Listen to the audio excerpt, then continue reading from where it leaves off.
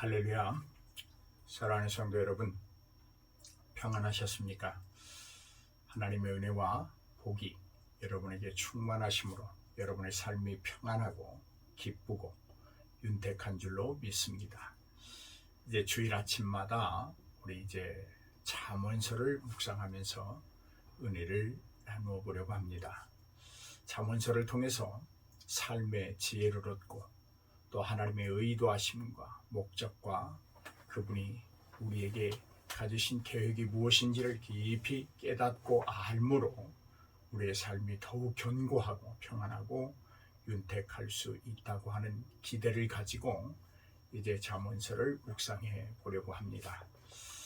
이 잠언이라고 하는 이 성경은 미슐레 셀로모라고 하는 말인데 이것은 히브리의 명칭입니다. 그 말은 솔로몬의 잠언들이다, 이런 뜻을 가지고 있습니다. 여기 잠언이라고 하는 말은 마샬이라고 하는 말인데 비교, 비유 이런 뜻으로 이렇게 해석할 수 있습니다. 진리의 간결한 교훈이다, 이렇게 말할 수 있습니다. 우리가 잘 아는 대로 잠언의 대부분은 솔로몬이 기록한 것입니다. 잠언서 1장 1절부터 9장 18절, 10장 1절부터 22장 16절, 또 25장 1절로부터 29장 27절은 시작하는 말을 그렇게 하고 있지요. 솔로몬의 잠언이다, 이렇게 시작하고 있습니다. 여러분, 솔로몬은 이 잠언서에 기록되어 있는 것뿐만이 아니고 그는 약 한 3,000개의 잠언을 기록했다, 그렇게 성경은 증언하고 있습니다. 열왕기상 4장 32절에 보면 그런 말씀이 있습니다.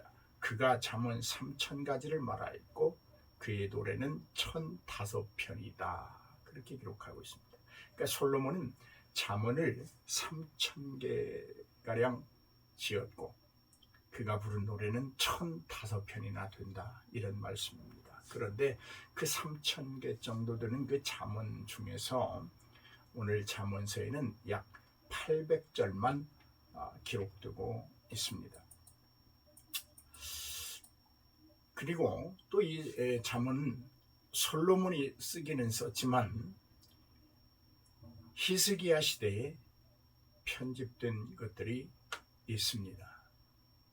다시 말해서 솔로몬이 기록을 했지만 솔로몬 시대에 편집된 것이 아니고 히스기야 시대에 편집된 것들이 있다, 그런 말입니다. 잠언서 25장에서 29장이 바로 그런 글입니다. 이 잠언서에는 또한 솔로몬 외에 야게의 아들 아굴이 쓴 30장이 있고 르무엘 왕이 쓴 31장이 잠언에 포함되어 있습니다. 그런데 이 아굴이나 르무엘이 누구였는지는 잘 알려지지 않고 있습니다. 이렇게 잠언은 솔로몬, 아굴, 르무엘 왕, 이 세 사람의 기록물인데 가장 많이 기록하니까 솔로몬이라고 하는 사실입니다. 그렇다면 우리가 오늘 첫날 잠언의 정경성, 그래서 성경의 가치는 있느냐, 그런 말입니다. 자, 여러분, 구약성경에 이미 잠언이 구약성경의 한 부분으로 포함되었다고 하는 사실만으로도 잠언이 정경성을 가지고 있다, 그렇게 성경은 자증한다라고 말할 수 있습니다. 구약 성경에 이미 포함된 잠언이라면 그 잠언의 정경성을 우리는 의심하지 아니해도 된다, 그런 말이죠. 왜냐하면 성경이 자체적으로 자증하고 있기 때문이지요.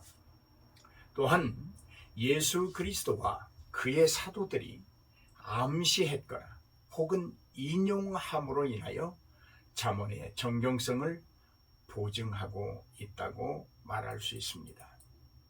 예를 들면 몇 가지의 성경 구절을 댄다면 마태복음 6장 11절 말씀인 잠언서 30장 8절의 말씀입니다. 누가복음 7장 35절은 잠언서 8장에 있는 말씀들입니다. 역시 누가복음 14장 7절로부터 9절의 말씀은 잠언서 25장 6절로부터 7절까지의 말씀이고, 로마서 12장 20절의 말씀은 잠언서 25장 21절로부터 22절까지의 말씀입니다. 뿐만 아니라 히브리서 12장 5절로 6절은 잠언서 3장 11절로 12절의 말씀이고, 야고보서 4장 6절은 잠언서 3장 34절에 있는 말씀입니다. 베드로전서 2장 17절은 잠언서 24장 21절의 말씀이 인용되었고, 베드로전서 4장 8절은 잠언서 10장 12절을 인용하였습니다. 역시 베드로전서 4장 18절은 잠언서 11장 31절을 인용했고, 베드로후서 2장 22절은 잠언서 26장 11절을 인용하고 있습니다. 이처럼 예수님이나 그의 제자들이 잠언서의 말씀을 인용하고 또 그것을 사용함으로 말미암아 잠언서의 성경적 정경성은 인정되었다, 이렇게 말할 수 있습니다. 우리는 무엇이든지 성경이 자증해 주지 않는다고 하면 그것은 우리가 생명의 진리로 받을 수 없기 때문에, 성경이 자증하고 예수님이 사용하셨고 인용하셨고 또 그의 제자들이 인용한 이 잠언서의 정경성을 우리는 부인할 수 없다, 그런 말입니다. 두 번째로는 잠언서의 특징적 주제는 어떤 것일까, 주제는 어떤 것일까 하는 문제입니다. 여러분, 잠언 그러면 무엇이 생각나십니까? 어떤 단어가 떠오르십니까? 잠언의 특징적 주제는 지혜입니다. 지혜는 진주나 은이나 금보다 더 귀한 것이라고 3장과 8장에 말하고 있습니다. 1장과 9장을 보면 여호와를 경유하는 것이 지혜의 시작과 근본이라고 말하고 있습니다. 잠언서 3장을 보면 의로움, 거룩함, 겸손, 자비, 구제, 화평, 근면, 말의 절제, 자녀에 관한 징계, 좋은 아내 등이 어떤 지혜를 가지고 있는지 지혜의 예를 들고 있습니다. 그런데 여러분, 이 잠언서의 특징적인 주제 중에 지혜는 그 결과가 참으로 신비롭습니다. 그 지혜의 결과는 생명이기 때문입니다. 그러므로 우리가 세상에서 취득하는 그 많은 학문들은 생명과는 아무런 관계가 없다고 말할 수 있는 학문이지요. 그러나 하나님에 관한 지식, 하나님으로부터 얻어지는 그 지혜는 우리의 생명을 살리는 지혜이기 때문에 금보다 은보다 그 무엇보다도 더 존귀하고 보배스러운 것이다, 그렇게 말하고 있는 것입니다. 여러분은 하나님으로부터 오는 지혜를 어느 정도, 얼마나 가치를 부여하고 그것들을 소중하게 여기십니까? 또 세 번째로는 잠언의 교훈은 무엇일까 하는 것입니다. 잠언이 우리에게 주는 교훈은 무엇일까? 잠언을 아는 것으로 그치지 아니하고 그 잠언을 통해서 우리의 삶이 생명력 있게 살아가기 위해서는 잠언이 주는 교훈들을 우리가 알고 깨닫고 배워야 할 텐데 그것이 뭘까 하는 문제입니다. 잠언이 주는 교훈은 세상에서 실제적인 지혜에 관한 것들입니다. 세상을 살아가는데 실제적으로 그 세상에 적용할 수 있는 지혜들을 잠언은 교훈하고 있다. 뿐만 아니라 내세와 영생에 대한 진리의 지혜도 포함하고 있습니다. 그래서 잠언은 그것들을 우리에게 교훈해 주고 있습니다. 예를 들면 잠언서 12장 28절의 말씀을 보면 이렇게 기록하고 있습니다. 의로운 길에 생명이 있나니 그 길에는 사망이 없느니라. 아멘. 한 구절 더 보겠습니다. 잠언서 14장 32절을 보면 악인은 그 환난에 엎드려져도 의인은 그 죽음에도 소망이 있느니라.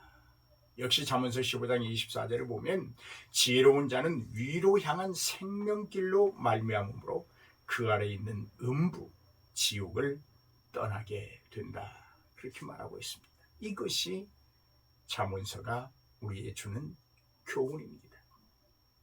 음부 지옥을 떠날 수 있는 생명의 길을 교훈하고 있습니다. 환난 중에 엎드려져도 의인은 죽음에서 소망을 얻는 것을 잠언은 우리에게 교훈해 주고 있습니다. 의로운 길에만 생명이 있음을 잠언은 우리에게 교훈해 주고 있습니다. 사랑하는 성도 여러분, 잠언이 우리에게 주는 이 교훈을 깊이 깨닫고 잠언이 말하는 그 지혜들의 존귀함을 알고 저와 여러분이 세상을 살아가는 지혜로운 자들이 되기를 주의 이름으로 권면하며 축복합니다. 그렇다면 이제 잠언에 관한 서론은 이쯤에서 마치고 1장부터 한번 살펴보도록 하겠습니다. 1장의 주제는 이런 겁니다.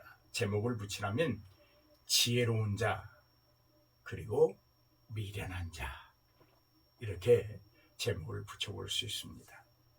그리고 좀 더 세분화해서 말한다면 1절로 9절 말씀은 오직 여호와를 경외하라, 이런 말입니다.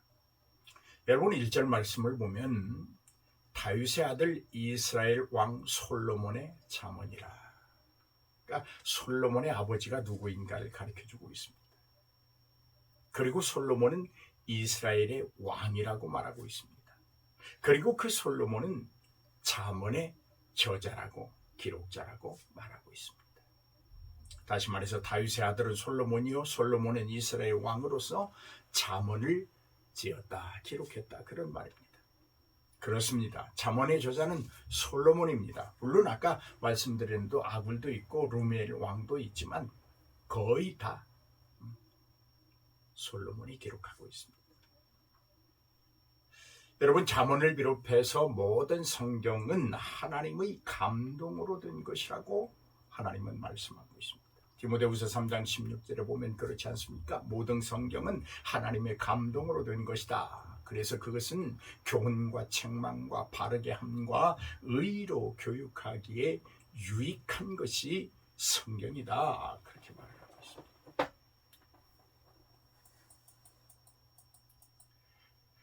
지혜자들의 말씀들은 찌르는 채찍들 같고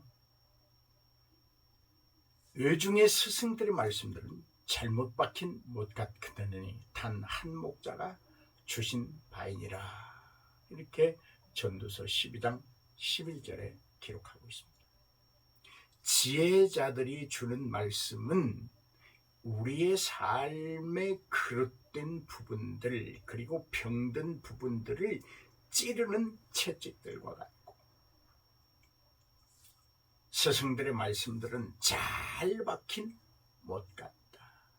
여러분, 어떤 물체와 물체를 연결함에 있어서 그 못이 잘 박혀 있어야 그 물체들이 서로 견고하게 붙어 있고 어떤 건물을 지어도 움직임이 없는 것처럼 지혜로운 스승들의 말씀은 잘 박힌 못 같다. 그런데 지혜자들의 이 말씀이나 스승들의 말씀들은 다 한 목자가 주신 것이다. 전도서 12장 11절의 말씀이에요. 어떤 목자가 주셨을까요? 바로 하나님이 주신 것입니다.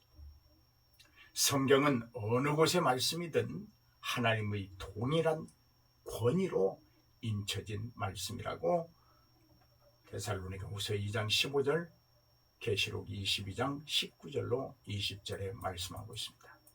그러므로 모든 성경의 참 저자는 하나님이시다. 그러니까 잠언을 솔로몬이 기록했지만 솔로몬의 작품이 아니라 그것은 하나님의 작품이다. 하나님이 원저자이시다. 이렇게 말하면 되죠. 솔로몬은 원저자인 하나님의 말씀을 대필자이다. 이렇게 보시면 됩니다. 여러분, 솔로몬이라고 하는 사람은 평강의 사람이라고 불렸습니다. 또한 그의 백성은 모든 대적으로부터 평강하게 되리라고 하는 언약의 약속을 받은 사람이 솔로몬입니다. 하나님은 솔로몬을 평강의 사람으로 만들기 위하여 솔로몬의 생전에 평안, 샬롬과 안정, 쇠케트를 이스라엘에게 주시겠다고 약속하셨습니다. 보라, 한 아들이 내게서 나리니 그는 온순한 사람이라. 내가 그로 주변 모든 대적에게서 평온을 얻게 하리라. 그의 이름을 솔로몬이라 하리니 이는 내가 그의 생전에 평안함과 안일함을 이스라엘에게 줄 것임이니라. 그러니까 한 아들이 나는데 그는 매우 온순한 사람이다. 그리고 그의 나라의 주변의 모든 나라들이 그를 괴롭히고 그에게 침략을 하고 전쟁을 걸어온다고 할지라도 그는 그 대적으로부터 평온할 것이다. 그러니 그의 이름을 솔로몬이라 해라. 나 하나님이 솔로몬의 생전에 평안함과 안일함을 이스라엘에게 줄 것이라. 역대상 22장 9절에 말씀하고 있습니다. 그러니까 솔로몬은 하나님으로부터 평안함과 안일함을 이스라엘 온 백성들과 함께 누릴 수 있는 언약의 약속을 받은 사람입니다. 그래서 솔로몬은 평화의 사람, 평안의 사람인 것입니다. 여러분, 이 잠언이라고 하는 말은 마샬이라고 하는 말인데, 이 말은 듣는 자나 읽는 자로 하여금 빠른 이해를 돕고 자신의 행위나 상황에 관하여 올바른 판단을 내리도록 하는 목적을 가지고 있다고 말할 수 있습니다. 예수님도, 여러분, 예수님이 말씀을 전할 때 많은 비유를 통하여 청중들의 이해를 도왔듯이 솔로몬의 이 잠언을 통하여 사람들이 자신들의 잘못된 삶의 방향과 어떤 그 삶에 대한 태도를 빨리 수정하고 깨달을 수 있도록 돕는 역할을 하고 있다. 그런 말입니다. 2절로부터 6절 말씀을 함께 보시면 이는 지혜와 훈계를 알게 하며 명철의 말씀을 깨닫게 하며 지혜롭게, 공의롭게, 정의롭게, 정직하게 행할 일에 대하여 훈계를 받게 하며 어리석은 자로 슬기롭게 하며 젊은 자에게 지식과 근신함을 주기 위한 것이니 지혜 있는 자는 듣고 학식이 더할 것이요 명철한 자는 지략을 얻을 것이라. 잠언과 비유와 지혜 있는 자의 말과 그 오묘한 말을 깨달으리라. 이렇게 기록하고 있습니다. 솔로몬의 잠언들을 수집하고 편집하는 목적에 관하여 말하고 있는 것입니다. 잠언은 사람들에게 지혜를 주고 공의롭게 하고 정직하게 살도록 인도해가며 그가 행할 일들을 훈계하고 있는 말씀인 것입니다. 여기 지혜라고 하는 말은 호크마라고 하는 말인데, 여러분 성경 주석 중에 호크마 주석이 있잖아요. 그것이 지혜라고 하는 말입니다. 인간의 모든 삶에 있어 성공적인 삶을 위한 어떤 기술이나 전략 등을 뜻하는 것이 호크마입니다. 영적으로는 이 호크마는 영민함이나 신중함을 갖춘 통찰력을 말하는 것입니다. 영민하고 신중하고 통찰력을 가지고 있고 성공적인 삶을 위한 기술이나 전략 등을 가진 사람이라고 하면 여러분 거의 완벽한 사람 아니겠습니까? 그 사람이 실패할 이유가 있을까요? 그 사람이 실패할 수 있을까요? 전 그렇지 않다고 봅니다. 호크마의 근원은 하나님이시기 때문에 하나님을 경외하는 자만이 지혜를 소유할 수 있다고 본문의 7절은 말하고 있습니다. 오늘 사랑하는 여러분, 영민함과 영특함, 신중함, 통찰력, 세상을 살아가는 그 신비로운 지혜와 능력, 이것을 보장해주는 호크마, 지혜, 하나님을 경외하는 자마에게만 주시는 지혜, 그 지혜를 소유하는 저와 여러분이 되기를 주님의 이름으로 축복합니다. 할렐루야. 여러분, 훈계라고 하는 말은 훈계하다를 의미하는 동사 야사르에서 유래한 명사인데, 훈계는 명사이죠. 그런데 훈계하다라고 하는 말은 동사로서 야사르라고 하는 말입니다. 이것은 하나님과 사람에게 받는 징계를 말합니다. 그러니까 훈계라고 하는 것은 하나님의 징계예요. 훈계한다고 하는 것은 하나님이 그 사람을 바로잡으려고 하나님의 백성으로 바로잡으려고 징계하신다고 하는 말입니다. 욥기서 5장 17절에 보면 그런 말씀을 하죠. 볼지어다 하나님께 징계받는 자에게는 복이 있나니, 여기 징계라는 말이 훈계받는 자는 복이 있나니, 볼지어다 하나님께 훈계받는 자에게는 복이 있나니, 그런즉 너는 전능자의 훈계를, 징계를 업신여기지 말지니라. 그렇게 말합니다.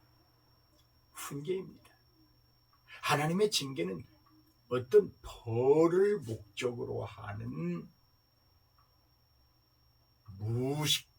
무서운 그런 징계가 아니라, 하나님은 그를 훈계해서 잘 다듬고 가르쳐서 자기 백성으로서 흠결이 없는 자로 만들기 위한 하나님의 깊은 사랑의 표현인 것입니다.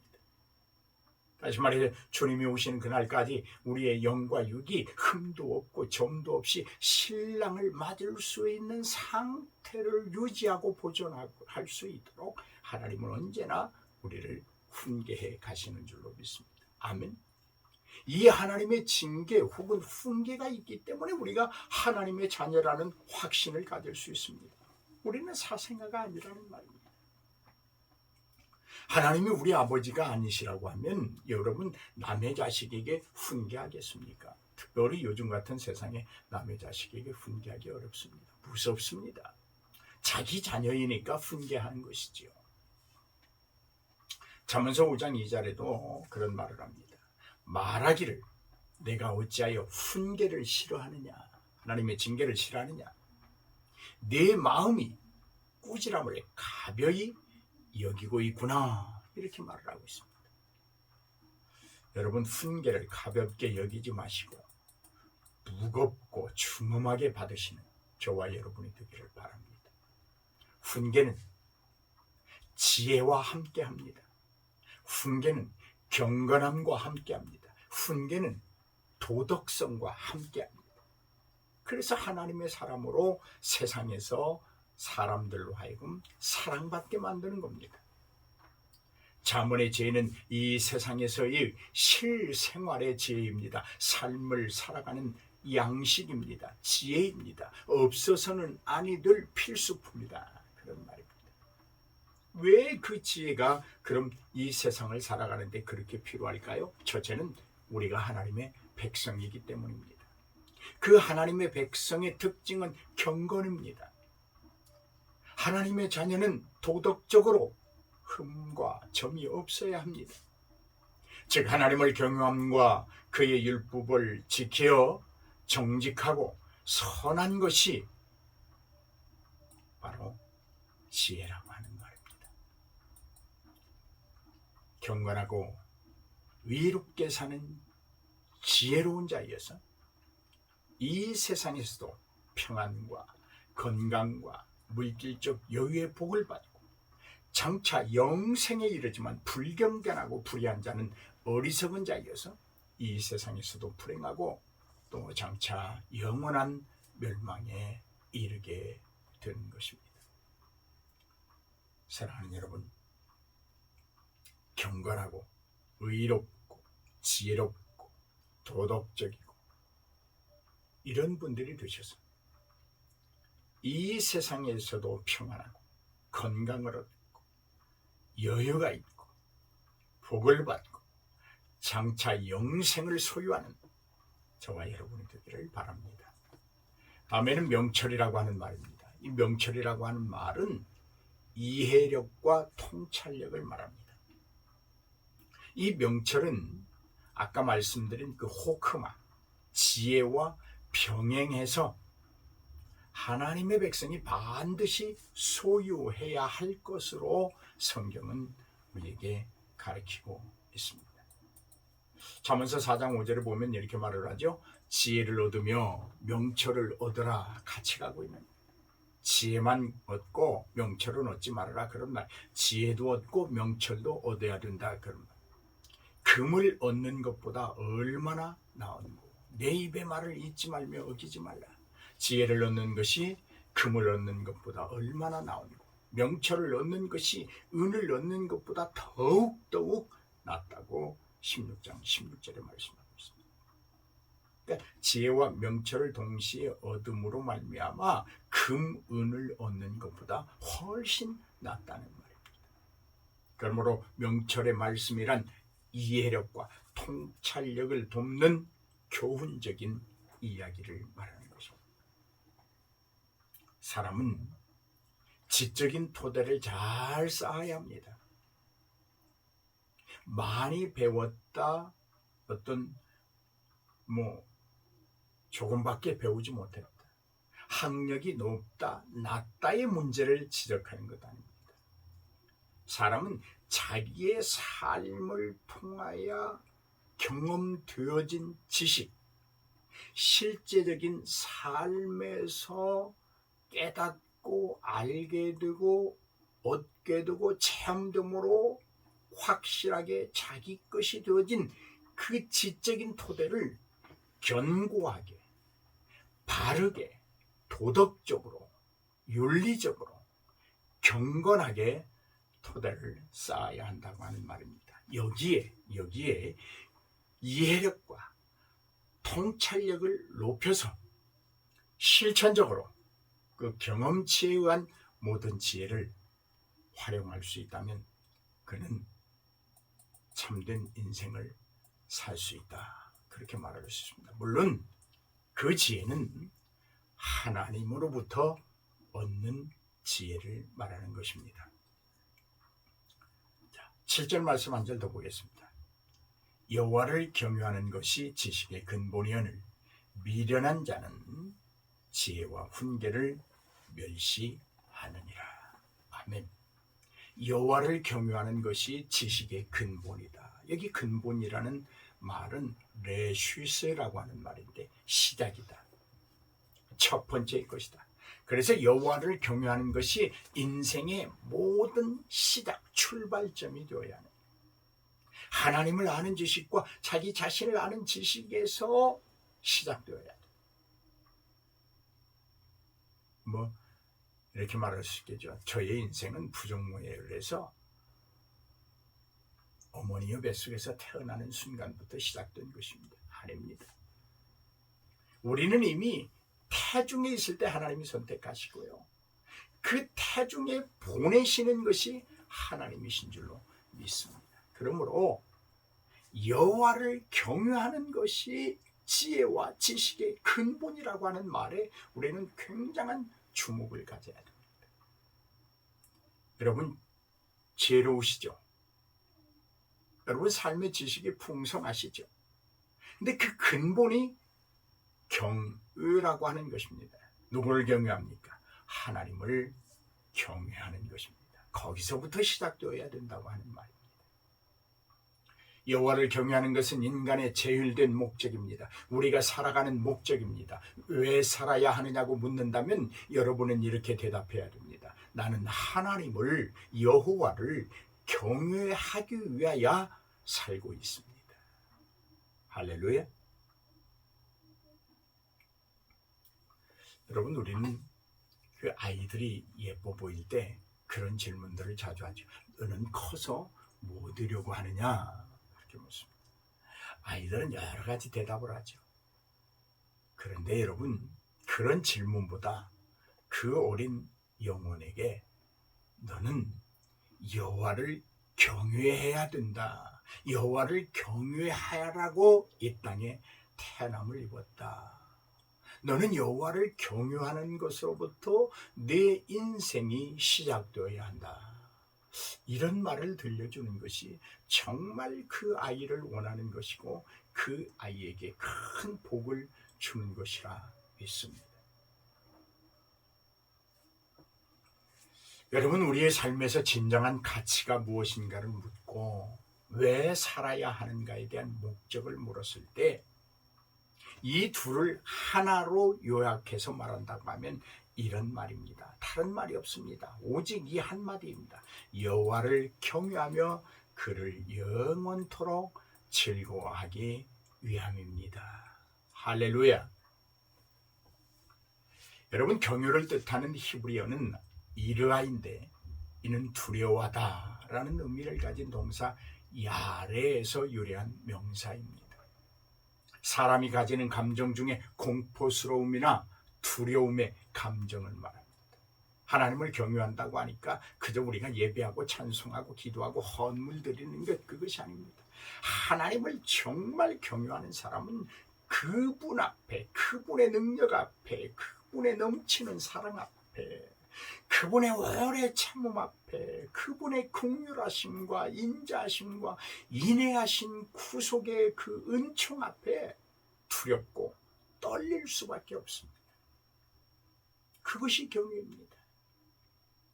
내 영혼을 비춰보고 내 삶을 비춰보니 도저히 그분 앞에 설 수 없는 자입니다. 그럼에도 그분이 나를 부르셔서 그 거룩한 성호를 찬양할 수 있게 하시니 두렵습니다. 이렇게 말하면 억지가 될까요? 하나님을 두려움의 대상이 될 때 진정으로 그를 경외하는 것이다. 이렇게 말하면 억지일까요? 제 신학관이 잘못된 것일까요? 아니면 제 신앙이 좀 그릇된 것일까요? 그러나 저는 그렇게 말하고 싶습니다. 하나님을 좀 더 우리가 두려움의 대상이 될 때, 하나님 앞에 정말 극악무도한 이 주인이 하나님 앞에 섰다는 그 자체가 두렵고 떨려질 때 정말 하나님을 경외하는 마음을 가질 수 있다. 그런 말입니다. 시편 2편 11절을 보면 그렇게 말하죠. 여호와를 경외함으로 섬기고 떨며 즐거워할지어다. 그러니까 너희가 여호와를 경외한다면, 그를 섬긴다면 떤다 떨어. 그러나 그 떨음은 공포와 두려움으로 그 잔상이 남는 것이 아니라 오히려 즐거움으로 승화될 것이라는 것입니다. 하나님을 경외한다는 것은 악을 미워하고도 도를 행하며 공의를 실천하는 것입니다. 하나님을 경외하는 자는 악을 미워합니다. 하나님의 도를 행합니다. 말씀을 행합니다. 하나님의 정직한 공의를 실천합니다. 그래서 잠언서 8장 13절에 그렇게 말하고 있습니다. 여호와를 경외하는 것은 악을 미워하는 것이다. 여러분, 하나님을 경외하십니까? 그런데 아직도 우리의 삶에 악이 남아있다고 하면 두려워해야 되죠. 공포에 떨어야 되죠. 여호와를 경외하는 것은 악을 미워하는 것이라. 나는 교만과 거만과 악한 행실과 패역한 입을 미워한다. 하나님이 미워하는 사람이 돼서 여러분 그 인생이 평안할 수 있겠습니까? 하나님 앞에 미움을 받으면서 그 인생이 여러분 잘 되고 성공자가 되고 부유하고 윤택할 수 있겠습니다? 아니요, 결코 그럴 수 없습니다. 지옥에는 여러분 평안과 기쁨이 없습니다. 감사도 없습니다. 누릴 것이 없습니다. 겪어야 합니다. 무엇을요? 고통을요. 사무엘하 23장 3절에 보면 이렇게 기록하고 있습니다. 이스라엘의 하나님이 말씀하시며 이스라엘의 반석이 내게 이르시기를 사람을 공의로 다스리는 자, 하나님을 경외함으로 다스리는 자여 라고 말씀하고 있습니다. 사랑하는 여러분, 여호와를 경외한다는 것은 그가 영원히 스스로 계시는 참 하나님이시며 온 세상의 창조자이시고 그 창조된 세상을 섭리하시는 이심을 알고 깨닫고 인정하며 고백하는 삶이 여호와를 경외하는 것입니다. 그리고 하나님의 전지전능하시고 거룩하신 위엄 앞에 두려운 마음을 가지고 엎드려 경배하는 태도를 말합니다. 여러분은 무엇을 믿음으로 고백하십니까? 여러분 하나님 앞에 어떤 태도와 자세로 마음가짐으로 삶을 살고 있습니까? 하나님을 알고 그를 두려워하는 것이 모든 지식의 시작이며 근본이요 가장 첫째로 알아야 할 지식이며 가장 중요한 지식이라는 것에 주목하시기를 주의 이름으로 축복합니다. 지혜로운 사람은 하나님을 경외하고 참된 지혜를 존중하고 그 지혜를 사모합니다. 미련한 사람은 지혜와 징계를 멸시합니다. 지혜와 징계를 멸시하는 자는 하나님을 경외할 리가 없고 또 부드덕한 데에 떨어지고 말 것입니다. 사랑하는 여러분, 지혜는 사람으로 의와 선을 행하게 하고 이 세상에서 복을 얻고 장차 영생에 이르게 합니다. 그러나 미련함은 사람으로 죄를 범하게 만들고 이 세상에서의 불행과 영원한 멸망에 이르게 하는 것입니다. 솔로몬은 전도서의 마지막 부분에 여호와를 경외하는 것이 인간의 본분임을 강조합니다. 이렇게 말합니다. 12장 31절의 전도서 일의 결국을 다 들었으니 하나님을 경외하고 그의 명령들을 지킬지어다. 이것이 모든 사람의 본분이라. 아멘. 여러분, 오늘 이제 모든 사람의 본분을 아셨습니까? 그것이 뭐라고요? 여호와를 경외하고 그의 도를 행하는 것입니다. 그러기 위하여 우리는 하나님으로부터 오는 지혜와 명철을 겸비하여 얻어야 될 줄로 믿습니다. 할렐루야. 그리고 여호와를 경외하기 위하여 우리는 그분 앞에서 우리의 이 아무것도 아닌 보잘것없는 우리 자신을 구속하여 주신 그 구속의 은총 앞에 두렵고 떨리는 마음으로 좀 더 그를 가까이 하고 싶고 좀 더 그에게 다가가고 싶고 좀 더 그의 성호를 더 뜨겁게 드높게 찬송하고 싶은 그 열정이 부들부들 떨림으로 나타나야 될 줄로 믿습니다. 오늘 저와 여러분이 이러한 분들이 되셔서 하나님의 사랑을 입는 우리 모두가 되시기를 주의 이름으로 축복합니다. 할렐루야.